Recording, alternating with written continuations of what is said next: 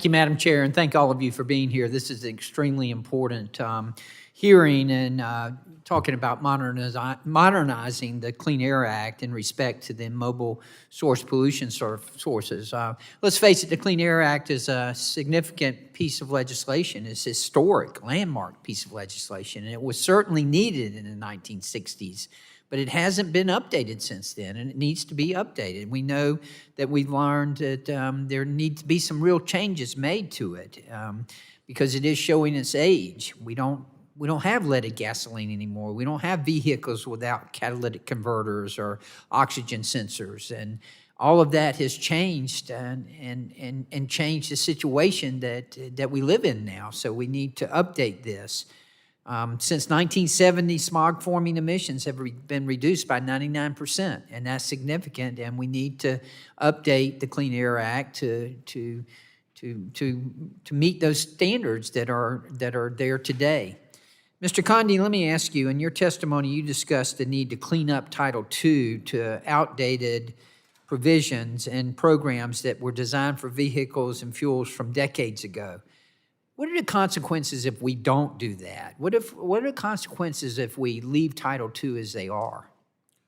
There's a lot of confusion, so a lot of attorneys are going to be making a lot of money poring over pages that are no longer relevant to the actual public. So it has a lot of costs to businesses who are just trying to figure out what the law is and what it means.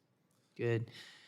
Mr. Ferguson, you brought up some pretty interesting points in your testimony, particularly regarding the challenges of bus operators that they face in places like New York City. Routine operational activities that are needed for passenger safety and even ADA compliance are now being weaponized and expanded through predatory citizen complaint programs, similar to what you just referred to.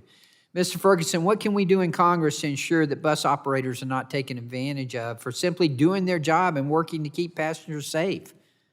Well, the Bipartisan Buses Act, which has been spearheaded by Mr. Langworthy and Mr. Gottheimer, is a great place to start. It gives operators the framework to complete their pre-trip safety inspections to allow time to get the systems, the sensors, the lifts, everything up and running as it should, which promotes and encourages safety in the operation of a motor coach, which on average takes about 35 individual cars off the road. Is this the Bus Idling Act that you're referring to? Yes, sir. Good. It seems to me like some of these oppressive policies stem from our outdated Clean Air Act and may actually lead to less bus travel and put more cars on the road. We could shoot ourselves in the foot, wouldn't you agree? Absolutely. And we've seen 35% of our operators in the East Coast are reducing trips into New York City because of this idling enforcement program, which, as I stated in my testimony, does not apply to transit or other movers of people such as taxi cabs or ride shares. Only the private motor coach industry is targeted under this program. Are there any other type of real-world impacts that out-of-touch local anti-idling standards that are having on motor coach operators? Well, I think the long-term predictability of regulation allows, in the case of the motor coach industry, to see 98% reductions in NOx and other particulate matter. You know, it's happened over a long period of time through public-private partnerships. And so I think the message is predictability, partnerships, being able to understand the rules of the road, allow us to innovate and to use the power of the free market to solve some of these problems. And that's what we've seen thus far. There's a new engine year coming out in 2027 where you're going to see continued improvements in the sustainability and efficiencies of these engines.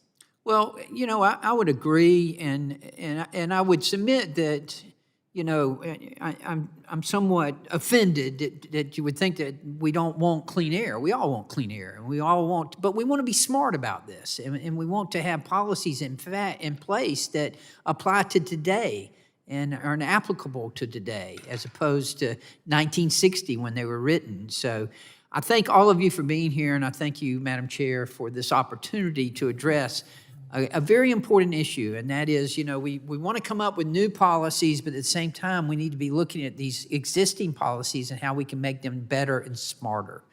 Thank you, and I yield back.